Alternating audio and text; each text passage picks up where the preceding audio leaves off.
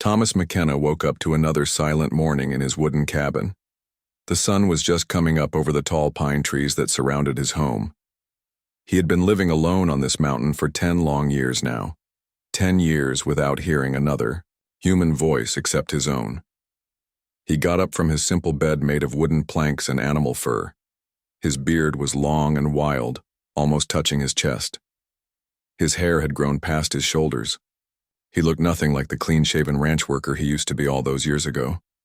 Thomas walked to his small window and looked out at the forest. The trees stretched as far as he could see. Not a single house, not a single person anywhere. This was exactly how he wanted it. He started his morning routine. First, he checked his rabbit traps near the stream. 3 rabbits had been caught during the night. That was good. It would give him enough meat for several days. He skinned them carefully, keeping the fur to trade later. Then he went to his small vegetable garden behind the cabin. The potatoes were growing well. So were the beans and carrots. He had learned to grow just enough food to survive. Too much would attract bears, and too little would mean hunger during the harsh winter months. As he worked in the garden, Thomas found himself talking out loud. "These carrots need more water," he said to no one. "Maybe I should plant more next year." He had been talking to himself for so long that he didn't even notice anymore. After finishing his garden work, Thomas went inside his cabin. It was simple, but warm. 1 room with a fireplace, a bed, a table, and 2 chairs. Why did he have 2 chairs? He couldn't remember anymore. Maybe he had hoped someone would visit, but no one ever did. On the wooden table sat a small photograph in a cracked frame. It showed a young woman with kind eyes and a gentle smile. Next to her stood a little girl, maybe 5 years old. Thomas picked up the photograph and stared at it. "Good morning, Mary," he whispered to the woman in the photo. "Good morning, little Rose." He carried the picture with him as he made his breakfast. "I caught 3 rabbits today, Mary. Remember how you used to make that rabbit stew? I still can't make it taste like yours." He cooked his simple breakfast of rabbit meat and wild berries. As he ate, he continued talking to the photograph. "Rose would be 15 now, Mary. Can you believe that? 15 years old. I wonder if she would have liked living up here in the mountains. She always loved playing outside." Thomas ate his meal slowly. There was no reason to hurry. He had nowhere to go, no one waiting for him. After breakfast, he cleaned his dishes in the stream outside. The cold mountain water was always clear and fresh. The rest of his day was spent doing the work needed to survive. He chopped wood for the winter that would come in a few months. He fixed a hole in the roof where rain had been getting in. He cleaned his rifle and checked his ammunition. These mountains could be dangerous, and he needed to be ready. As the sun began to set, Thomas made his dinner. Again, he talked to the photograph. "I saw a family of deer today, Mary. The little ones were learning to walk properly. It reminded me of when Rose was learning to walk. She would fall down and get right back up. She was so determined." After dinner, Thomas sat by the fire. He pulled out an old harmonica and played a few sad songs. The music echoed in the quiet cabin. Sometimes, he thought he could hear Mary humming along, but he knew it was just his imagination. "I know what you're thinking, Mary," he said to the photo. "You're thinking I should go back to town, talk to people, live a normal life. But I can't. You know I can't. Not after what happened." Thomas's hands began to shake as he remembered that terrible day 10 years ago. The day everything changed. The day he lost everything that mattered to him. It was supposed to be a simple job. He was working at the Johnson Ranch, breaking in wild horses. Mary and little Rose had come to watch him work. They loved seeing him with the horses. Rose always clapped her hands when her father rode a particularly wild one. But something went wrong that day.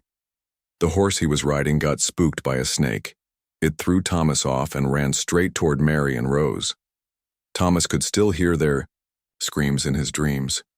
He tried to get to them, but he was too far away. The horse trampled them before anyone could help. Both Mary and Rose died that day. Thomas blamed himself completely. If he had been more careful, if he had seen the snake earlier, if he had made them stand farther away, The what-ifs haunted him every single day. After the funeral, Thomas couldn't stay in town anymore. Everyone looked at him with pity. Some whispered that it was his fault. He started drinking too much and getting into fights. Finally, he packed a few belongings and headed for the mountains. He had been here ever since. "I'm sorry, Mary," Thomas whispered to the photograph. "I'm so sorry I couldn't protect you both. I think about you every day. I dream about you every night. Sometimes I wake up and forget you're gone. For just a moment, I think you're still here with me." He put the photograph back on the table and got ready for bed. Tomorrow would be another day just like today, and the day after would be the same. Thomas had accepted this lonely life as his punishment for failing to protect his family. But twice a year, he had to leave his mountain sanctuary. Once in spring and once in fall, he would make the long journey down to Cedar Falls. The town had a trading post where he could sell his furs and buy supplies he couldn't make himself: salt, sugar, ammunition, and a few tools. These trips to town were torture for Thomas. He had to interact with people, and he had forgotten how. His voice sounded strange after months of not talking to anyone. People stared at his wild appearance. Children sometimes ran away when they saw him coming. The townspeople called him the Mountain Man or the Wild Hermit. They told stories about him, most of them not true. Some said he was dangerous. Others said he was completely crazy. Thomas didn't care what they thought. He just wanted to get his supplies and return to his mountain. His last trip to town had been in the spring. Now it was getting close to fall, which meant another trip was coming soon. He needed to stock up on supplies before the winter snow made travel impossible. As Thomas lay in his bed, he listened to the sounds of the mountain night: owls hooting in the distance, the wind through the pine trees, and sometimes the howl of a wolf pack. These sounds were like music to him now. They were better than human voices because they didn't judge him or remind him of his past. He closed his eyes and tried to sleep, but sleep didn't come easily these days.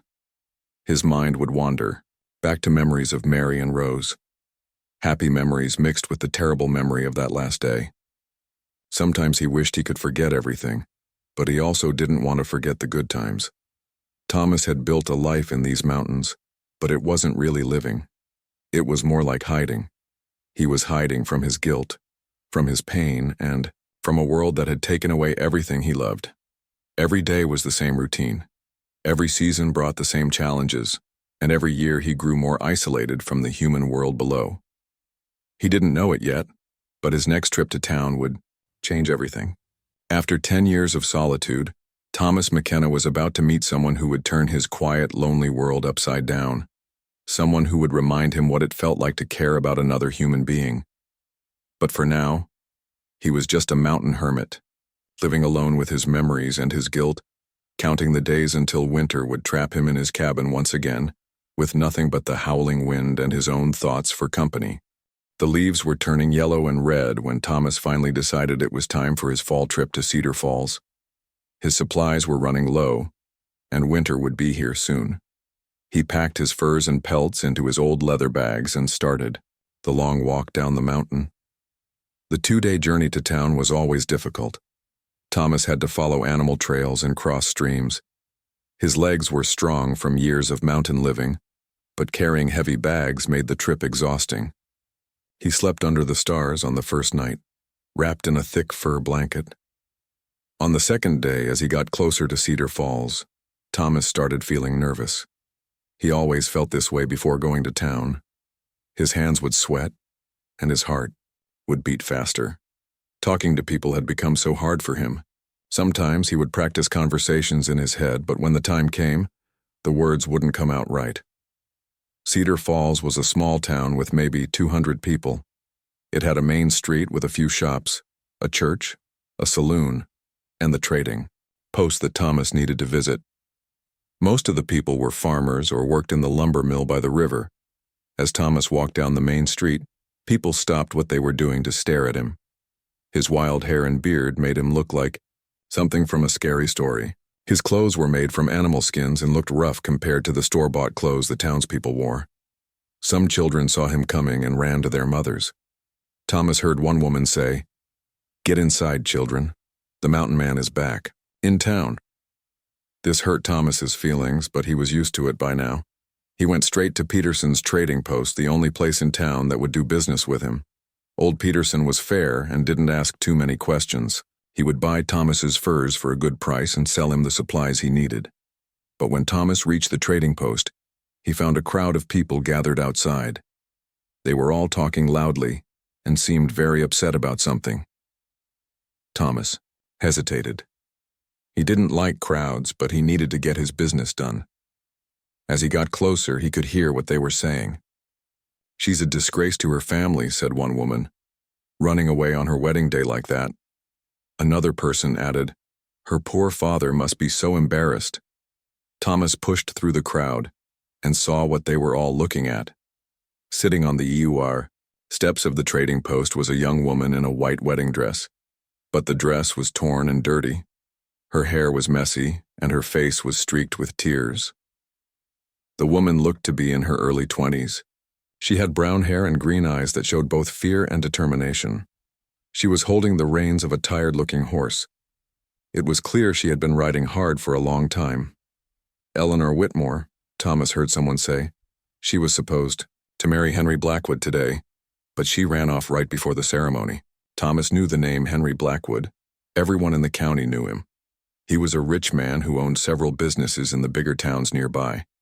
He was also known for being cruel to his workers and having a terrible temper.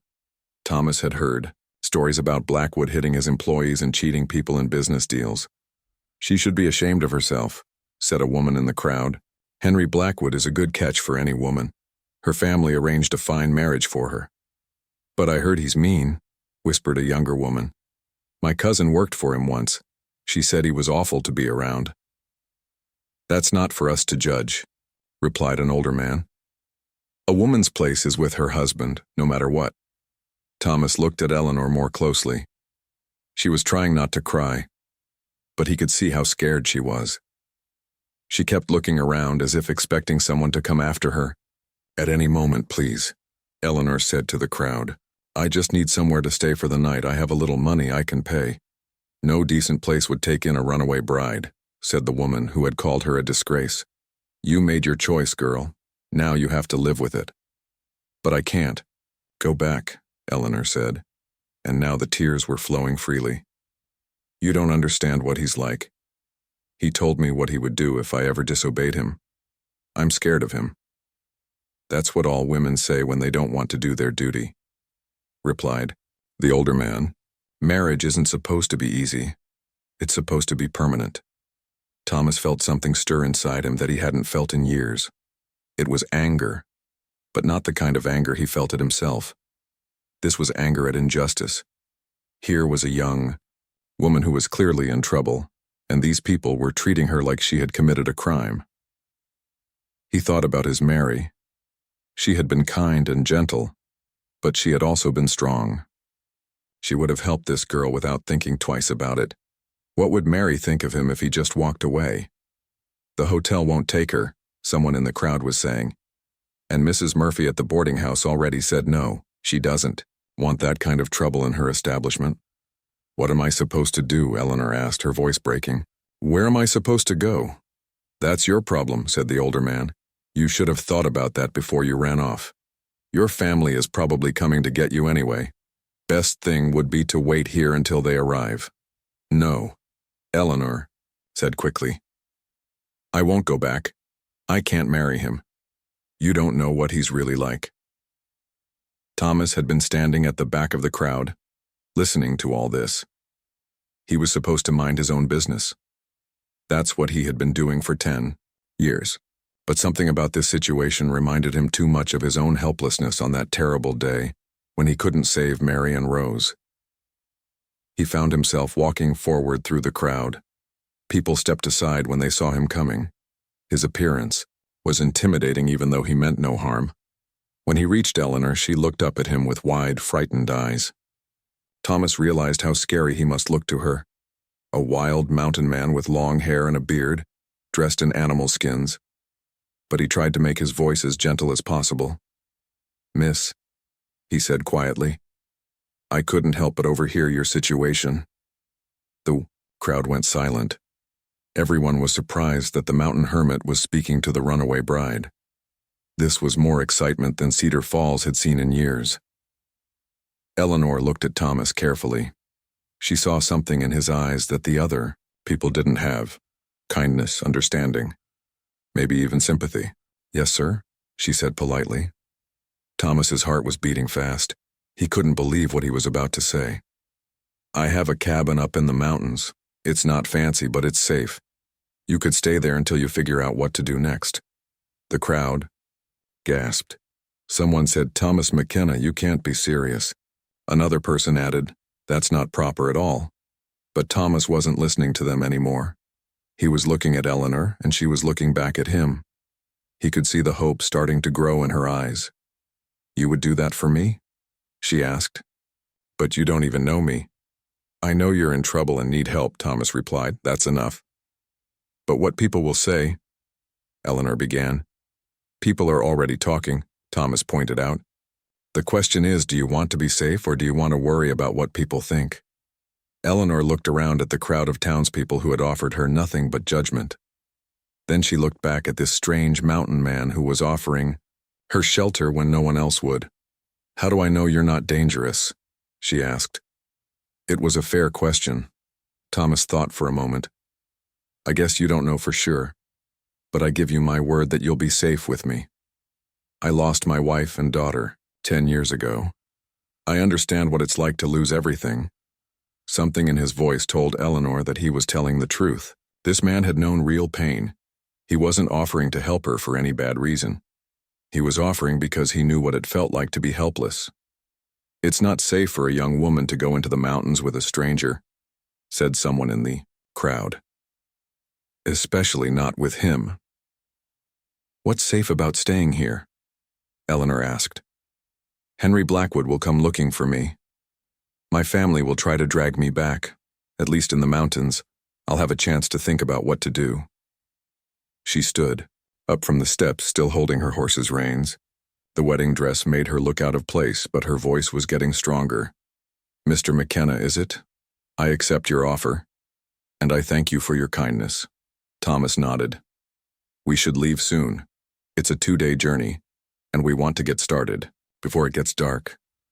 "She's making a terrible mistake," someone in the crowd said. "Mark my words, no good will come of this." But Eleanor was already walking toward the trading post with Thomas. She had made her decision. Whatever happened next couldn't be worse than marrying a man who scared her, or living with people who wouldn't help her when she needed it most. As they went into the trading post together, the crowd slowly began to break up. But Thomas knew they would be talking about this day for years to come. The mountain hermit and the runaway bride. It sounded like something from a storybook. Inside the trading post, Thomas quickly sold his furs and bought his usual supplies. He also bought some extra food and a warm coat for Eleanor. She tried to pay him back, but he refused to take her money. As they prepared to leave town, Eleanor changed out of her wedding dress and into some simple travel clothes that the trading post owner's wife had lent her. The wedding dress was left behind like a symbol of the life she was choosing to abandon. Thomas helped Eleanor onto her horse, and they began the journey up the mountain. Neither of them spoke much as they left Cedar Falls behind. Both were thinking about what they had just committed to. Thomas was wondering if he had made a terror.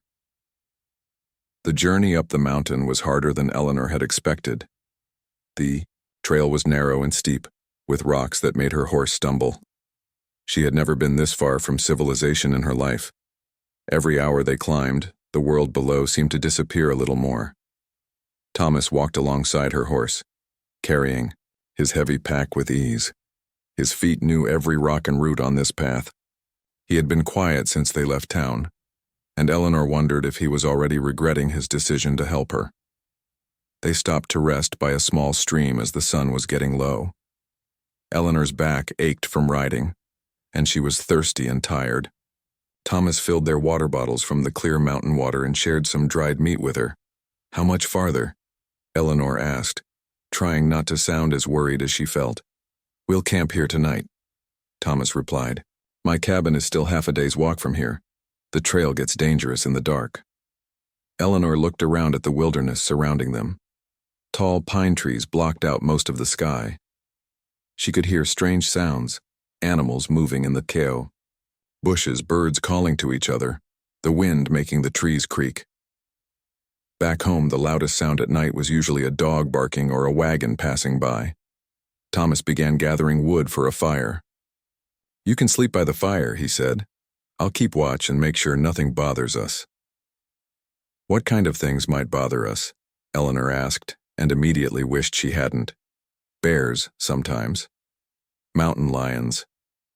But they usually stay away from fire and human sounds." Thomas said this like he was talking about the weather, but Eleanor felt her stomach drop. "Bears?" she repeated weakly. Thomas looked at her more closely and saw how scared she was. His voice became gentler. "Don't worry, miss. I've been living up here for 10 years. I know how to keep us safe." As darkness fell, Thomas got a fire going. The flames pushed back the scary shadows and made Eleanor feel a little better. Thomas gave her his extra blanket and made sure she was warm before he settled down on the other side of the fire. "Can I ask you something?"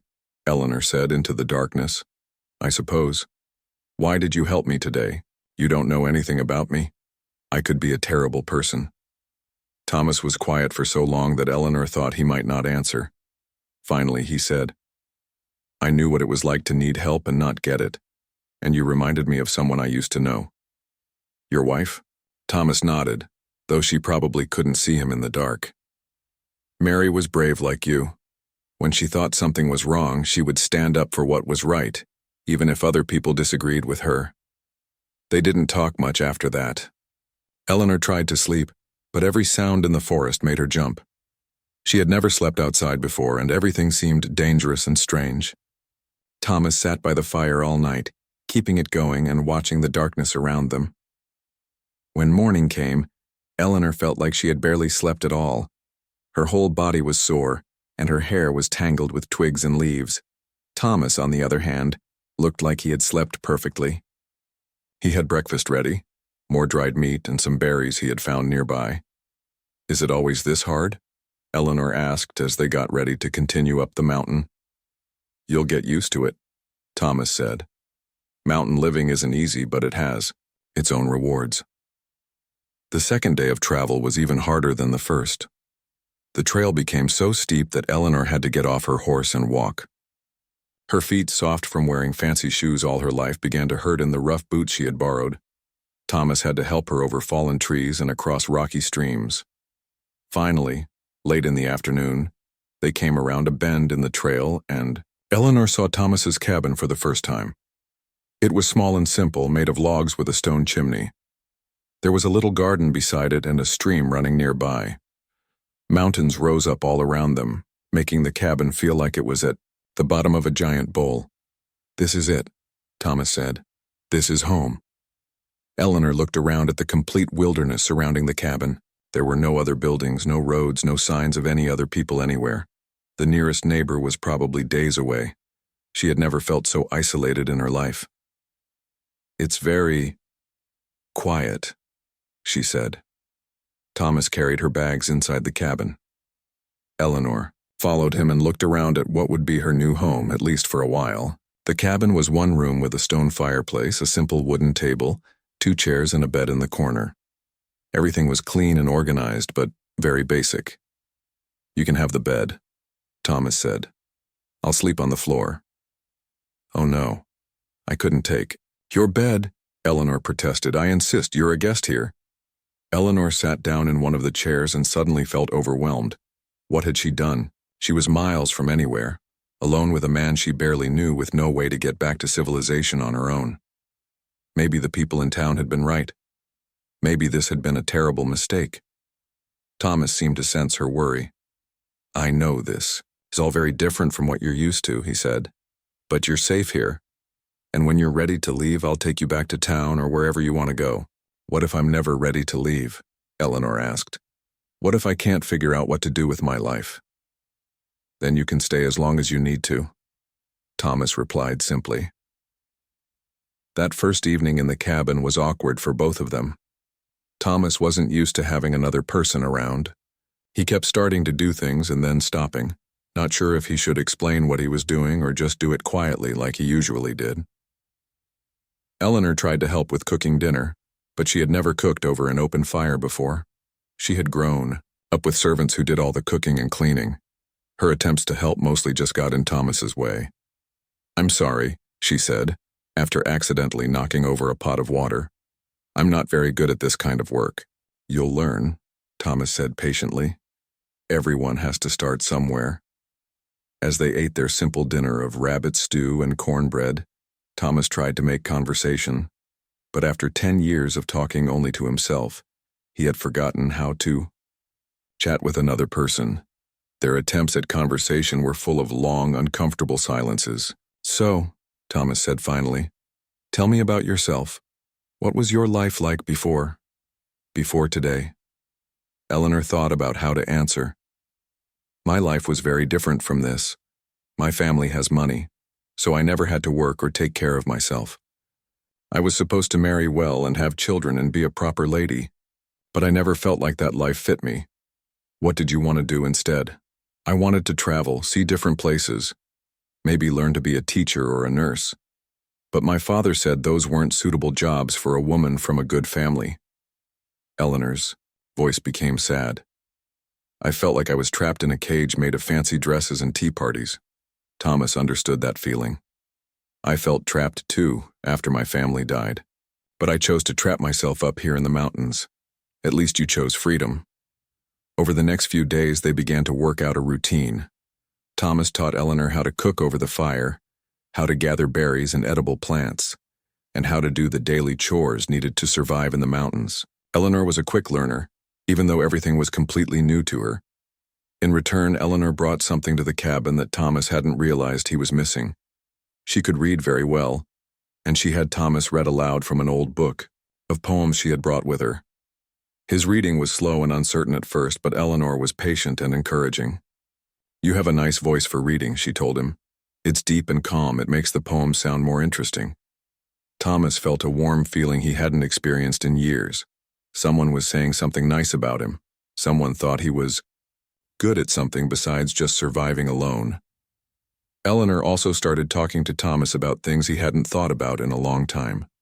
Books, music, ideas about how the world worked.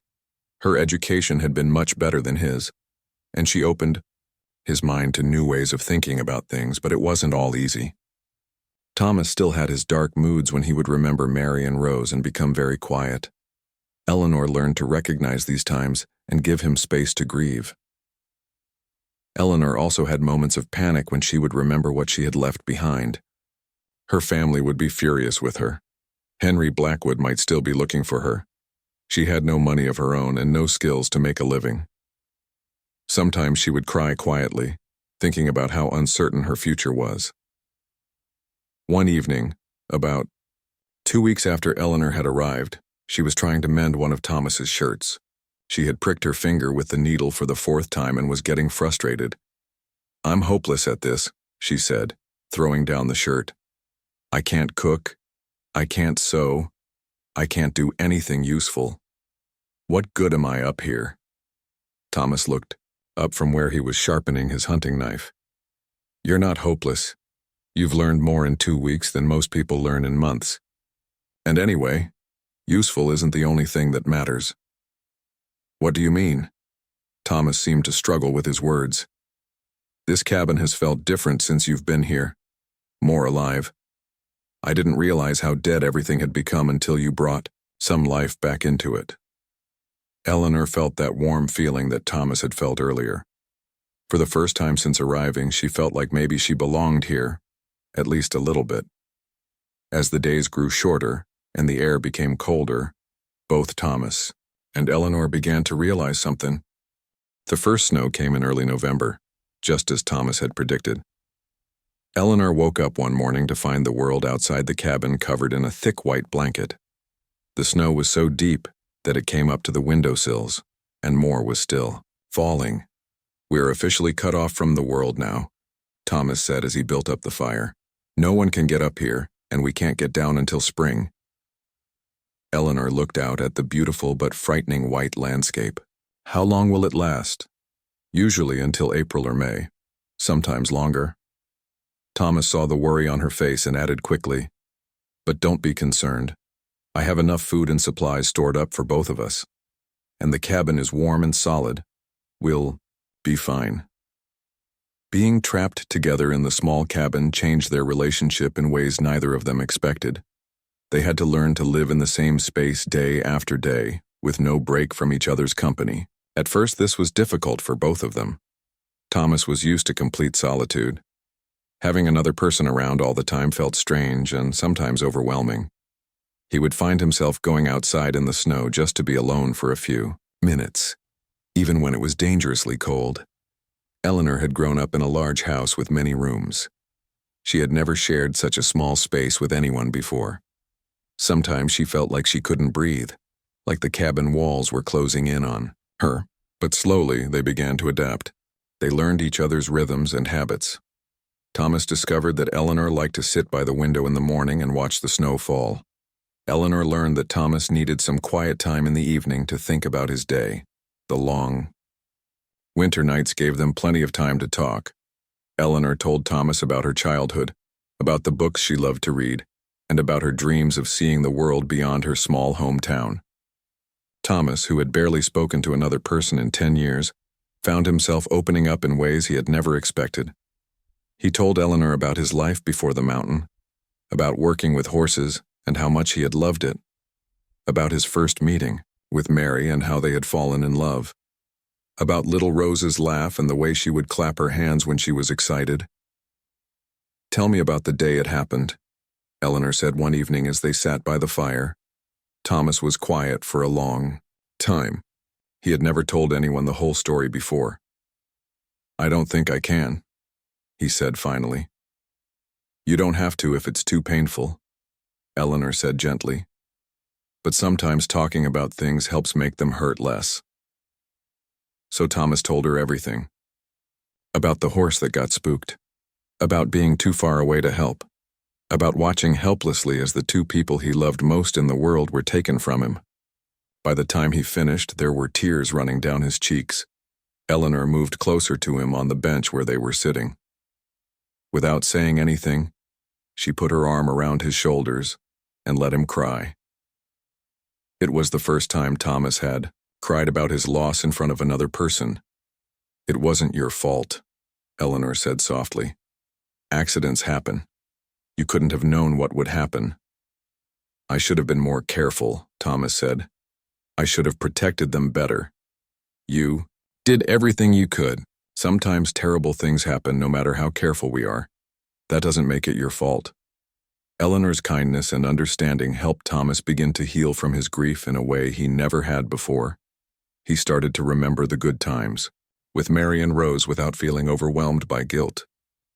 In return, Eleanor began to share her own pain with Thomas. She told him about feeling trapped in her old life, about the pressure from her family to marry someone she was afraid of, about the loneliness of living in a world where women weren't allowed to make their own choices. "I was so scared of Henry Blackwood," she confessed one night. "Not just because he was mean, but because marrying him would have been like dying. I would have had to give up everything I was and become what he wanted me to be." "You were brave to run away," Thomas said. "It took courage to choose the unknown over something that felt safe but wrong." "I didn't feel brave. I felt terrified. I still do sometimes. Being brave doesn't mean not being scared. It means doing what's right even when you're scared." As winter deepened, Thomas and Eleanor fell into comfortable routines. Thomas would wake up early to tend the fire and check their food supplies. Eleanor would make breakfast while Thomas went outside to check on the animals they kept in a small shelter behind the cabin. During the day, they would work together on projects that kept them busy. Eleanor learned to spin wool and weave simple cloth. Thomas taught her how to whittle wood and make simple furniture. In the evenings, they would read together, play card games, or just sit by the fire and talk. Eleanor discovered that Thomas was much smarter than he gave himself credit for. He had a natural understanding of how things worked and could solve problems in creative ways. He also had a gentle sense of humor that came out more as he became comfortable with her. Thomas learned that Eleanor was not just educated but wise. She could see solutions to problems that he missed, and she had a way of understanding people's feelings that impressed him. She was also much stronger than she looked, both physically and emotionally. One particularly cold night in January, the wind was howling around the cabin and the snow was piling up against the door. Eleanor had caught a fever and was lying in the bed, shivering despite all the blankets Thomas had piled on her. "I'm so cold," she whispered, her teeth chattering. Thomas had seen fevers before, and he knew they could be dangerous, especially when there was no doctor for miles around. He tried everything he could think of. He made hot tea with medicinal herbs he had collected during the summer. He heated stones by the fire and wrapped them in cloth to put around her feet. But Eleanor's fever kept getting worse. By the third day, Eleanor was barely conscious. She was talking in her sleep, sometimes calling for her mother, sometimes saying things that didn't make sense. Thomas was terrified that he was going to lose her, just like he had lost Mary and Rose. "Please don't leave me," he whispered to her as he sat beside the bed, putting cool cloths on her forehead. "I can't lose someone else I care about." It was the first time he had admitted, even to himself, that he cared about Eleanor as more than just someone he was helping. Somewhere during the long winter months, she had become important to him. She had brought light and warmth back into his life in a way he never thought possible. Thomas didn't sleep for 3 days. He sat by Eleanor's bed, taking care of her, talking to her even when she couldn't respond, and praying to God that she would get better. On the 4th morning, Eleanor's fever finally broke. She opened her eyes and looked at him clearly for the first time in days. "Thomas," she said weakly, "you look terrible. Have you been sleeping?" Thomas felt relief wash over him like a warm wave. "You're alive," he said, and his voice was shaky with emotion. "Of course I'm alive. It was just a fever." But Eleanor could see how worried he had been. She could see something else in his eyes, too. Something that made her heart beat faster. "I was scared I was going to lose you," Thomas admitted. Eleanor reached out and took his hand. "You're not going to lose me," she said softly. "I'm not going anywhere." As Eleanor recovered from her illness, something had changed between them. The careful distance they had maintained was gone. They found themselves sitting closer together by the fire. Their hands would touch when they were working together. They would catch each other looking and not look away. One evening in February, as they sat reading by the firelight, Eleanor looked up from her book and found Thomas watching her. "What are you thinking about?" she asked. "I was thinking about how different my life is now than it was a year ago," Thomas said. "A year ago, I thought I would spend the rest of my life alone on this mountain. I thought I would never care about another person again. And now?" Thomas set down his book and turned to face her completely. "Now I can't imagine my life without you in it. I know that's selfish of me. I know you have your own life to live, and when spring comes, you might want to leave and see the world like you always dreamed." Eleanor felt her heart racing. "What if I don't want to leave? What if you do? What if you get tired of this simple life? What if you miss the comfort and society you grew up with?" Eleanor moved closer to him on the bench. "Thomas, do you remember what you said to me that first day in town? You said I had to choose between being safe and worrying about what people think." Thomas nodded. "I chose safety then, but now I'm choosing something else. I'm choosing love." Thomas looked into her eyes and saw the same feeling there that was growing in his own heart. "Eleanor, are you sure? Life up here is hard. We don't have many of the things that other people think are important. We have each other," Eleanor said simply. "We have this beautiful place. We have peace and freedom. What more do we need?" Thomas reached out and touched her face gently. "I love you, Eleanor. I never thought I would say those words to anyone again. I love you too, Thomas. I never thought I would find someone who understood me the way you do." They kissed for the first time as the fire crackled in the fireplace and the snow fell softly outside the window. It was a gentle kiss, full of all the tenderness and understanding that had grown between them during The long winter months. A few weeks later, on a clear morning when the sun was shining brightly on the snow, Thomas and Eleanor decided to get married. They had no preacher and no guests, but they didn't need them. Eleanor stood at the cabin window watching 5 men on horseback make their way up the final stretch of mountain trail. Her heart was pounding so hard she could hear it in her ears. Behind her, Thomas was loading his rifle just in case. "Do you recognize any of them?" Thomas asked quietly. Eleanor squinted at the approaching riders. "The man in front, I think it's my father. And the man beside him looks like Henry Blackwood." Her voice was shaking. "I knew this day would come, but I hoped it would be later." Thomas set his rifle by the door but kept it within reach. "Whatever happens, Eleanor, remember that you have choices now. You're not the same person you were when you left town." The riders stopped in front of the cabin and dismounted. Eleanor's father, William Whitmore, was a tall man with graying hair and a stern expression. Henry Blackwood was shorter but broader, with small dark eyes that seemed to take in everything around him with displeasure. The other 3 men looked like hired hands, probably there to make sure Eleanor came back whether she wanted to or not. William Whitmore knocked firmly on the cabin door. "Eleanor, I know you're in there. Come out this instant." Thomas looked at Eleanor and she nodded. Together they opened the door and stepped outside. Eleanor held her head high, even though inside she was terrified. "Hello, Father," she said, calmly. William's face was red with anger and embarrassment. "Eleanor Catherine Whitmore, how dare you disgrace our family like this? Running away from your wedding and hiding in the mountains with this wild man." "I haven't been hiding, Father. I've been living my life." Henry Blackwood stepped forward, his eyes cold and calculating. "Eleanor, you belong to me. We were supposed to be married 6 months ago. You've caused me considerable embarrassment and financial loss." "I don't belong to anyone," Eleanor replied, surprised by the strength in her own voice. "And I never agreed to marry you. That was an arrangement between you and my father. An arrangement that you will honor," her father said harshly. "You're coming home with us right now, and you're going to marry Henry as planned." "No," Eleanor said simply. "I'm not." The simple words seemed to shock everyone. William Whitmore had never heard his daughter directly refuse him before. Even Thomas was impressed by Eleanor's courage. "You don't have a choice in this matter," Henry Blackwood said, his voice getting dangerous. "You're a woman, and women do, as they're told. You've had your little adventure, but it's time to grow up and accept your responsibilities." "My responsibility is to live my own life and make my own choices," Eleanor replied, "and I choose to stay here with my husband."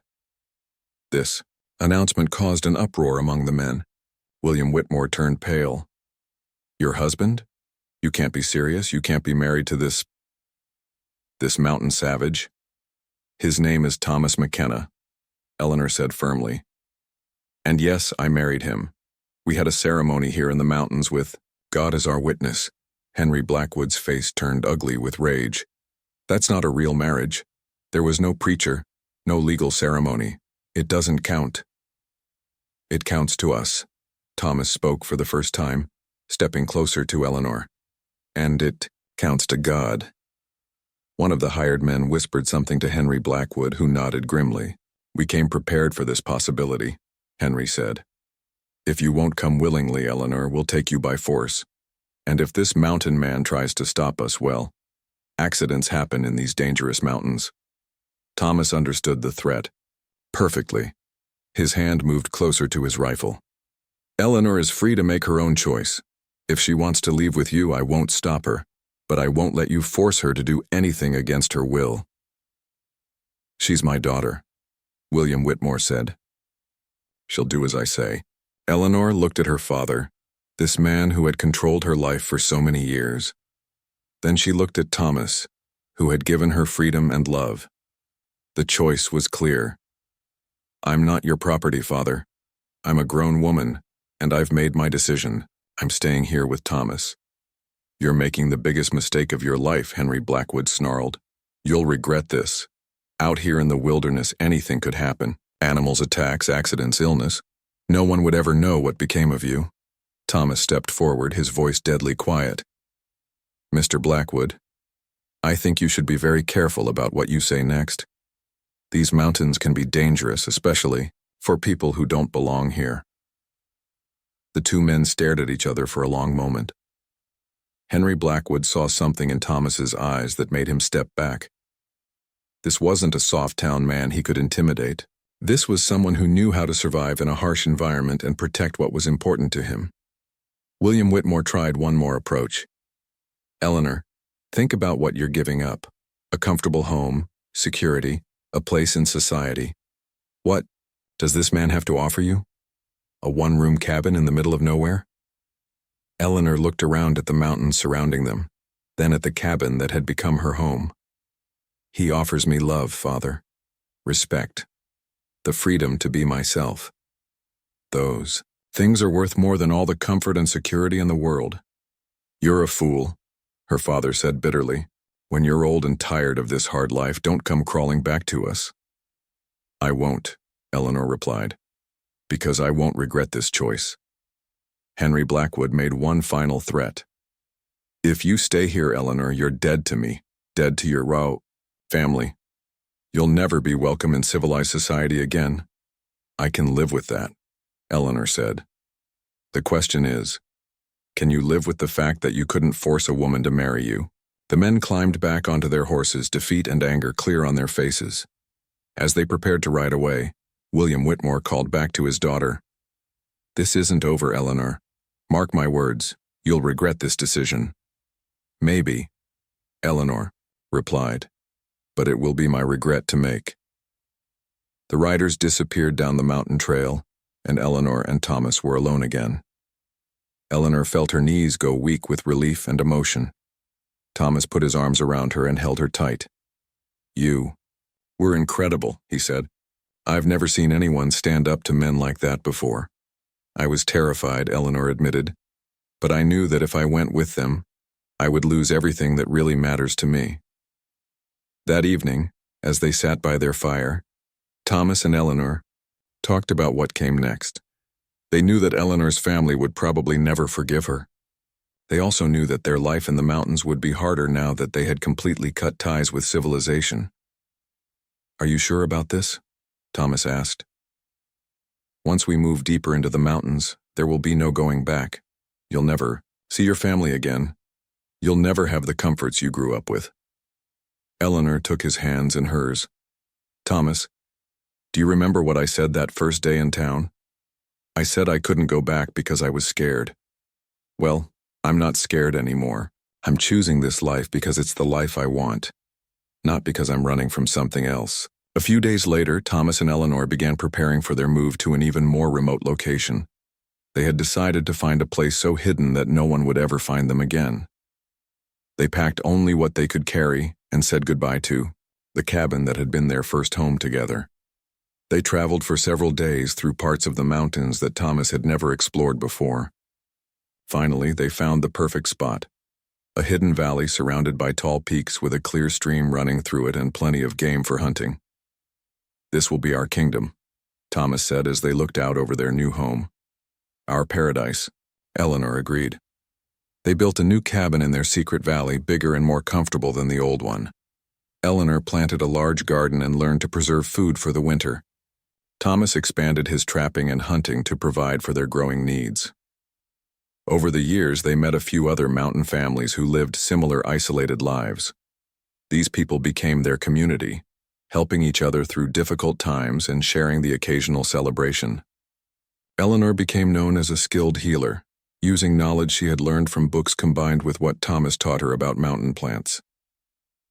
Thomas and Eleanor never had children of their own, but they helped raise several orphaned children they found over the years. These children grew up wild and free in the mountains, learning to live off the land and to value freedom above all else. News from the outside world reached them only occasionally through the other mountain families. They heard that Henry Blackwood eventually married someone else, a young woman who reportedly looked very unhappy at the wedding. Eleanor felt sorry for the girl but was grateful it wasn't her. They also heard that Eleanor's father had told everyone that his daughter had died in a mountain accident. This hurt Eleanor's feelings at first, but Thomas pointed out that in a way it was true. The Eleanor who had lived in town, obeying her father and preparing for an arranged marriage, had died. The Eleanor who lived in the mountains was a completely different person. As the years passed, Thomas and Eleanor's love only grew stronger. They faced hard winters, dangerous animals, injuries, and illnesses together. They celebrated beautiful summers, successful harvests, and quiet evenings by their fire. They grew old together in their mountain paradise, never regretting the choice they had made. When Thomas was in his 60s, he became ill during a